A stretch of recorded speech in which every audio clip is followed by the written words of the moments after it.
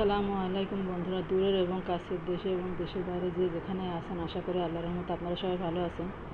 আর আপনাদের দোয়ায় আল্লাহর রহমতে আমি খুব একটা ভালো না। আমার শরীর কেন জানি ভালোই হচ্ছে না। তো আমি সাবিনা, আমার চ্যানেল সাবিনাতে আপনাদের সবাইকে স্বাগত। আর আমার চ্যানেল সাবিনাতে নতুন এক ভিডিও নিয়ে আপনাদের মাঝে হাজির হলাম। আজকে আমার মেয়ে রান্না করছে, কারণ আমি অসুস্থ, আমি শুয়েছিলাম। তো আমার মেয়েটা রান্না করেছে, আর গরুর মাংস রান্না করছে, গরুর মাংসের পাতলা ঝোল। তো কীভাবে রান্না করছে আপনারা আমার এই ভিডিওর সাথে থেকে শুরু থেকে শেষ পর্যন্ত দেখতে থাকুন। আমার ছোট্ট মেয়েটা আসলে অনেক বড় হয়ে গেছে, কারণ সব কিছুই করছে। আজ কয়দিন ধরে আমি অসুস্থ, কয়দিন ধরে বলতে কি প্রায় 2 মাসের বেশি আমি অসুস্থ। কেন জানি সুস্থই হচ্ছে না, কারণ শরীরটা খুবই খারাপ, আমি উঠে দাঁড়াতে পারি না। শরীরে কেন জানি বল পাই না, আর জানি না কি হচ্ছে, বুঝতে পারছি না।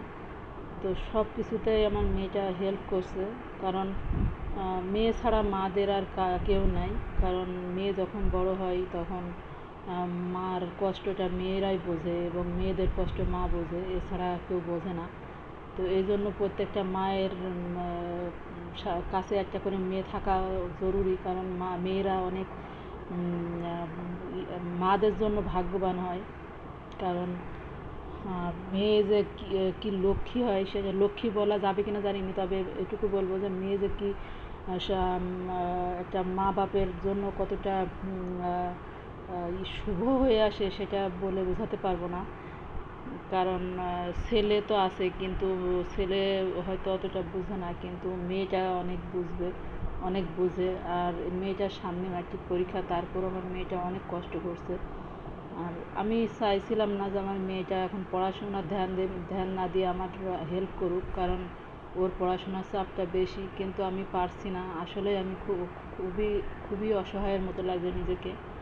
এতটা কষ্টে আছি, এতটা অসুস্থ হয়ে গেছি। তো আমার মেয়ে না করলে হয়তো না খেয়ে মরতে হবে, এই জন্য আমার মেয়ে অনেক হেল্প করছে আমার।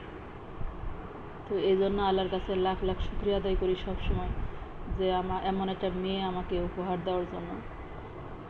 আমি চাই যে এমন মেয়ে যেন সবার ঘরে ঘরে থাকে। তো আজকে আমি সকালে কলমি শাকটা খুব কষ্ট করে ভাজি করার পরে আমার মেয়ে ঘর টর গুছিয়ে আমার সাথে করে ভাত খেয়ে নিয়ে পরে আমার শরীর আর একেবারেই চললো না।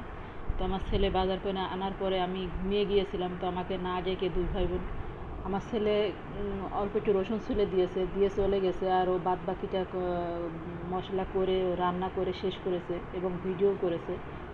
তো আমার আসলে কান্না চাপলো খুব, যে আমার অতটুকু মেয়ে আমার আমাকে না ডেকে না করে একলাই কষ্ট করে রান্না করেছে। তো খুব খারাপ লাগলো জিনিসটা, কারণ ওর বয়স বেশি না, এই 16-17 বছর বয়স। আল্লাহ যেন আমাকে সুস্থ করেন, এই দোয়া আপনারা সবাই করবেন, যেন আমি যেন অতি তাড়াতাড়ি সুস্থ হয়ে যাই। কারণ আমার মেয়েটার সামনে পরীক্ষা, আমার মেয়েটাকে দিয়ে আর কিছু করাতে চাই না। আর দুনিয়াতে আসলে আপনজন ছাড়া কেউই পাশে থাকে না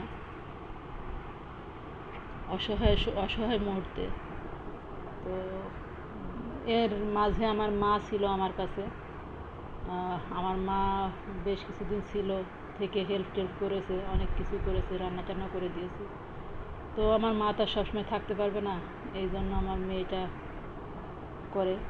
তো আমার জন্য আপনারা দোয়া করবেন, আর আমার ভিডিও যদি ভালো লাগে আপনারা সাবস্ক্রাইব করবেন, কমেন্ট করবেন, লাইক করবেন, আর পাশে থাকা বেল আইকনটি প্রেস করে দিবেন, যেন নোটিফিকেশনটা সবার আগে পেয়ে যান। আর ভালো থাকবেন, সুস্থ থাকবেন। আগামীকাল দেখা হবে নতুন এক ভিডিও নিয়ে। তো আল্লাহ হাফেজ, আসসালামু আলাইকুম।